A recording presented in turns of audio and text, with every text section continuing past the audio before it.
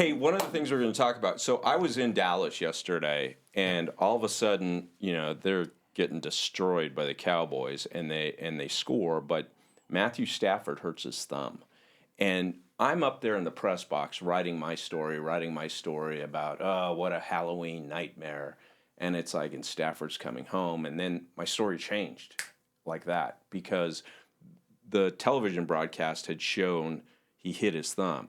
What I saw was when they went on a 2-point conversion and he reaches across to score on the 2-point conversion, he's grabbing it. And you learn to read the body language. Yes. And he's running off, excited that they converted, but he's holding his hand. Then you see him go to the locker room, and there's no announcement in the press box. And then they've got the backup, Brett Rippon, in. And then the story evolves to afterwards, Sean McVay saying, and this is the cool part of what I try to do, like you say, about the eyes and the mind being connected, is Sean McVay says, I know you guys want to ask about Matthew Stafford. We don't have any more information. And I'm like, he went into the locker room. They've got x-rays machines right in every NFL stadium. Certainly at Jerry's house. He's probably got one as good as Cedars-Sinai. And they said, well, we're going to wait. So but what they did say is he couldn't grip the football. Right. And I even made a point to be when Matthew Stafford walked off after the game, and I saw tape around his wrist, and he's still holding the bottom part of his thumb. Right. What does that tell you? So the base of the thumb is a fascinating joint because if you take your own thumb and wiggle it around, it moves almost like your shoulder, which is a ball and socket joint, but it's not a real ball and socket joint.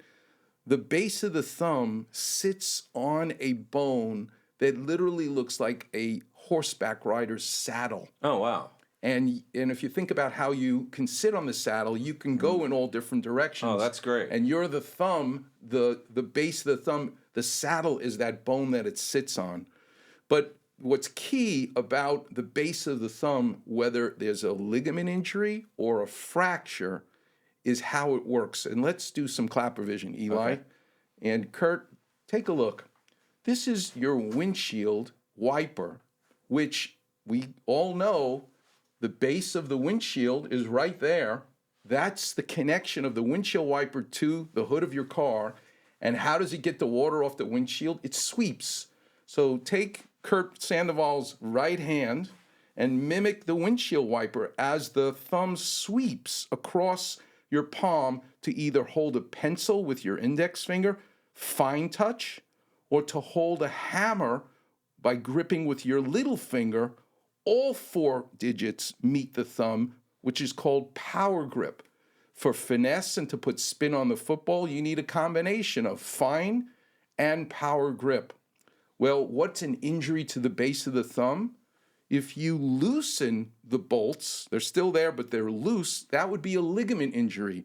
So your windshield wiper is dysfunctional. It's not really gripping the windshield, and it's useless, but it's still attached as it goes back and forth across the windshield.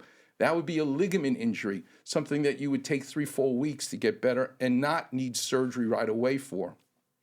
But a fracture, that's as if you broke the base of the windshield off the hood of the car and you got no ability to keep the windshield clean, and that would need pins. That would need to fix the bolts if you and reattach it to the windshield. So a couple great points there is most people, I'm assuming, have jammed their thumb. Yes. And it's extremely painful. And when you jam your thumb, you can't, if I were a Matthew Stafford, I couldn't grip a football, which connects some dots that I heard them saying. Sean McVay said, we're hoping for the best, but he didn't say expecting the worst, but he hinted that this could be a while. Yes. So what is the difference between, you explained the bolt is loose versus it's broken. If when I jam my thumb, what does that mean? Like, could he have just jammed Yes. it? And secondarily, maybe it's the Curt Sandoval fat thumb, but I've got a lot. Is that all? What is that? That's called the thenar eminence, and that's where the muscle bellies are that allow for the ball and socket movement of the base of the thumb. That's where they live. Swelling, stretching, pulling of ligaments and tendons and muscles creates irritation and swelling. You put a splint on, you let the swelling come down, and you're good to go in a few weeks. It's ridiculously painful too. And, absolutely. And so when you say good in a few weeks, would you sense he's out this week? Or if it is not broken, is there enough to say, hey, let's give him, I don't know if it would be a cortisone shot, a shot to reduce the inflammation, and could he play? Or is that too unlikely because... I don't think that's likely, but I don't have x-ray vision and no one does. But the key will be, and as you pointed out, they got an x-ray machine in Texas. So, that's right.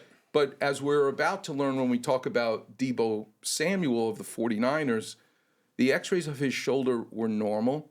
The MRI of his shoulder was normal. He still had pain. And lo and behold, they did a CAT scan, which is a three-dimensional 360-degree x-ray, and found the hairline fracture. Wow, okay. So the x-ray machine that's on the facility is one thing, but obviously you would want to have the whole kit, kat, and caboodle of tests to really see, is it a loose bolt at the base of the windshield wiper, the base of the thumb, or is it broken? So going back to Stafford, if it is, let's assume it's not broken and it is just a loose bolt, is that a just, hey, let it be type of thing?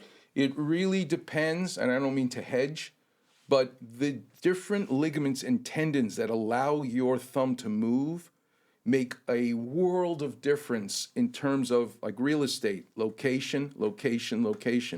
I have a beauty mark on my forearm. It's no big deal.